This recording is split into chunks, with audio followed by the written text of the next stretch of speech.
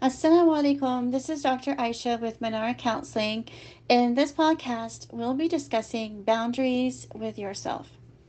This episode is admittedly a little bit longer, but sometimes we kind of need this. Now, to start off, I want to share that Allah has created a beautiful guide to live respectfully, peacefully, and lovingly with each other and ourselves. And this guide is no other than the Quran and the Sunnah, principles and details of exactly what being respectful looks like across all the domains of our life. Now, I also want to share that every single one of us is a beloved of Allah.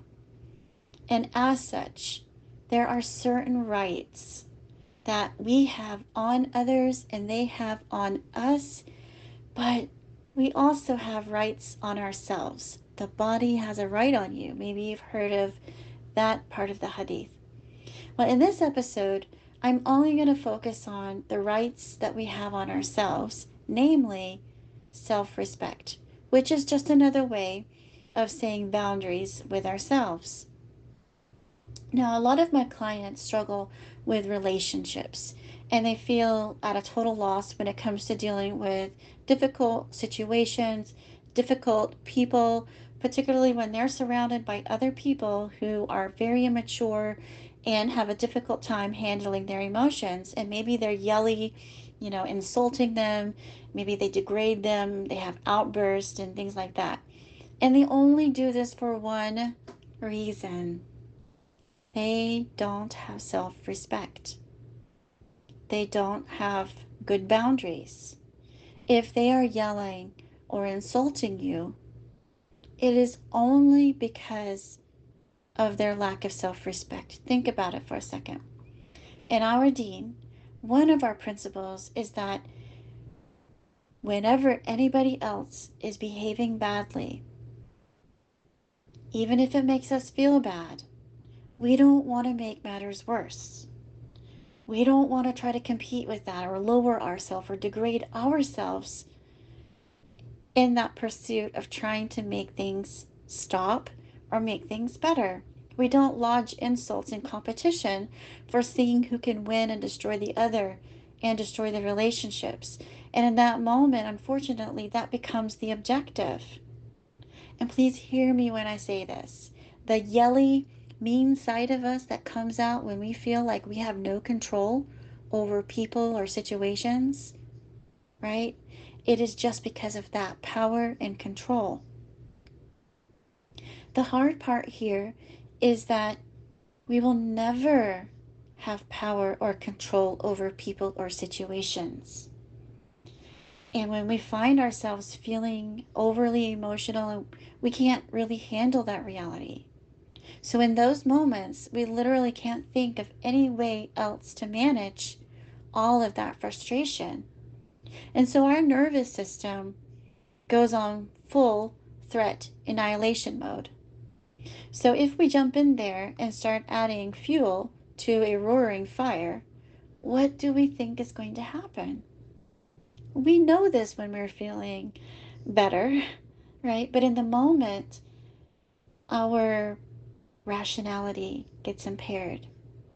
And the only reason why we can't stop ourselves from adding that fuel is because we can't maintain our self dignity, our self respect, and our boundaries in those moments.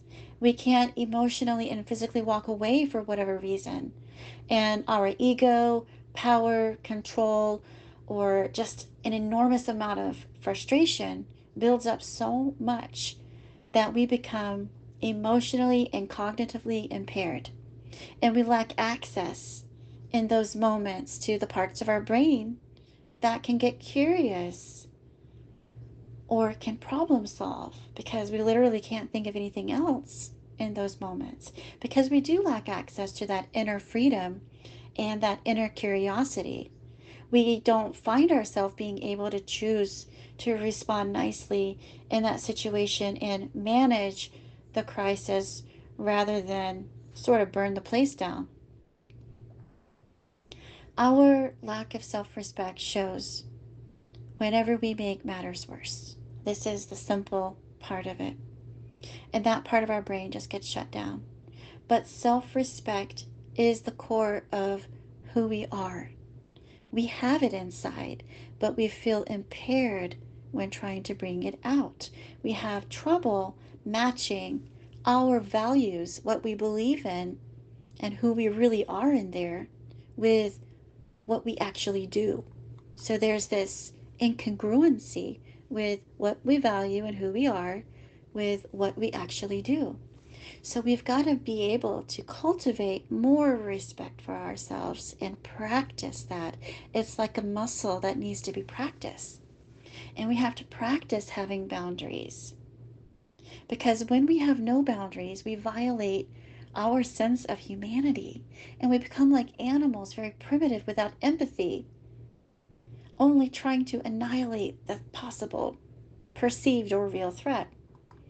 What do you really want? Like in those moments, what do you really want? Do you want to build a life that you're proud of? Or do you want to build a life where you destroy everything here in this world and also in the hereafter? You know, when I ask my clients, okay, let's walk through exactly what happened and let's look at it from how we're doing today. Let's just look at the situation frame by frame. I make them go to the individual frames of what happened and then pause it right there in that really angry, yelly, out of control spot. I say to them, tell me what you see. And they'll tell me. And then I say, tell me what you want. Tell me what you need. And tell me what you're not getting. Then I just say to them, tell me exactly what you wished had happened.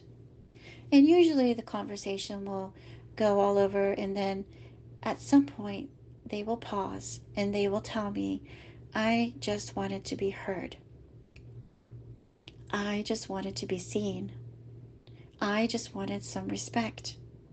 I just wanted them to love me instead of insult me. I just wanted kindness. I just wanted decency. And I say to them, yes, I know that is exactly what you wanted. I know it from the depths of my own soul. I know that's what you wanted. And you couldn't get it. So anger and angry words serve one and only one function: to show up for you and create boundaries. And it does do that, but it also destroys relationships. Anger comes to try to forcibly control a particular person or an outcome, to make something stop or to make something else happen. But we don't usually get the long-term outcomes that help us. And being aggressive, being yelly, or something like that, whatever it looks like for you, it only injures your own soul. It only writes a story for you that when it was hard, this is who she was. This is how she showed up. And then after that, that's why we feel shame. We feel so much shame. We feel so much guilt. We feel awful. And nobody feels empowered or illuminated and better for that. It just further decays whatever good there is left in our soul. It further eradicates and destroys our own self-respect, which is how it shows through relationships, through how we engage with others in the world. It looks a bit like self-esteem issues. So being an adult is hard. Okay, being a mature adult is harder. Okay, because not all of us had the opportunity to gain the skills to effectively take up the challenge of being an effective adult when we were growing up. We didn't have maybe the greatest teachers, the greatest role models, the greatest parents, or something like that. But at some point, we've got to own who we are today. We have to own and take responsibility for who and what we are today. We can't blame anybody or anything from the past on who we are today. We've got to take that challenge and do well with it. This is the challenge. This is the test. This happened, and this is who we become or will become because of it. We've got to answer that question, how we want that story to be read. Okay? And we get to choose where we put our time and energy, which direction we'd like to choose toward our hereafter. And we have to write a story today, every day, that goes on with that goal. So this episode contains a lot to think about. And notice I'm not giving you the solutions. Not today, not here, not now, because there is a time for that in our time of change, in our change process, whenever we can get curious about the solutions. But right now isn't the time.